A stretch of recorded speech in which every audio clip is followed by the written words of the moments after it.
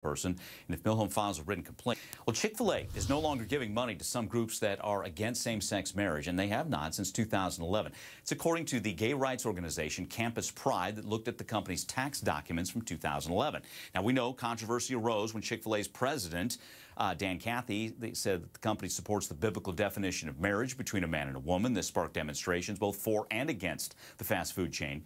The company has said its donations were mischaracterized. Now, a little more history here. Campus Pride launched the campaign to boycott Chick-fil-A. That campaign has now been suspended, and a friendship's been sparked between the director of Campus Pride, Windmeyer, and, as mentioned, the president of Chick-fil-A, Cathy. Windmeyer joins us now. Shane, how did this friendship come about? Let's start there. Well, as you mentioned, it came through controversy. We had distrust of one another. I was very aware of Cathy's views of gay marriage, and my husband and I have been together 18 years, and we want the right to marry. So it took a lot to sit down with this man and want to listen.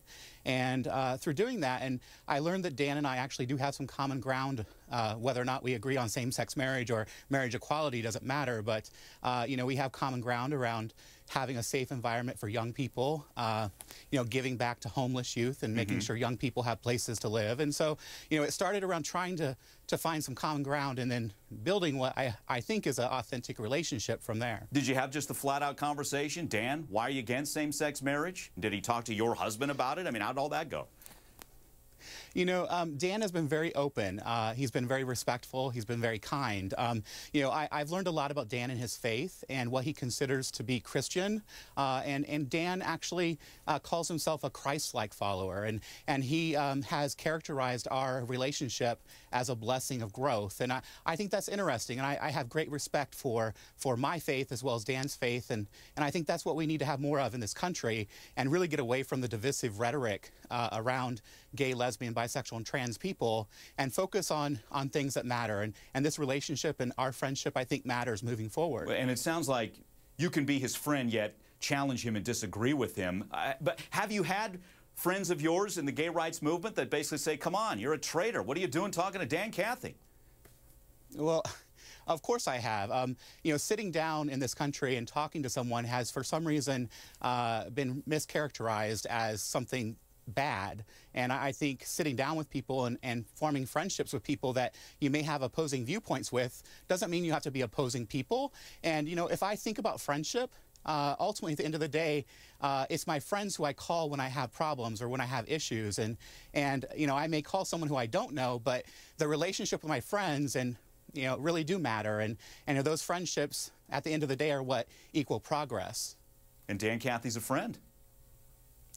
He is, and people have asked, would Cathy, recognize your husband in your relationship? I said, Dan's referred to my husband as my husband. My friends, hopefully in a year or two or however long, my husband and I have been together 18 years now. If we get married in the state of North Carolina, have the right to marry, I'll invite all my friends, including Cathy. Wow. Well, let's talk about Chick-fil-A. Chick-fil-A still donates to organizations that are against same-sex marriage. What's your take? What's your conversation with Cathy about that? This is a starting point. It's not the end of anything. And people have a right in the LGBT community to be concerned about Chick-fil-A. I mean, we as an organization, myself as a leader, have never said to go out and buy Chick-fil-A. We're telling college campuses to make their own decision and make informed decisions based on the needs of their students. What's important to us is to have safe campus communities, and the Chick-fil-A brand, as I've been able to tell Dan, has taken on this rhetoric of hate, and that really concerns Dan. And I think moving forward, this is a positive dialogue, and I have hope, but this is not done. As a friend, I can continue to challenge, though. Shane, do you go to Chick-fil-A yourself? I do not.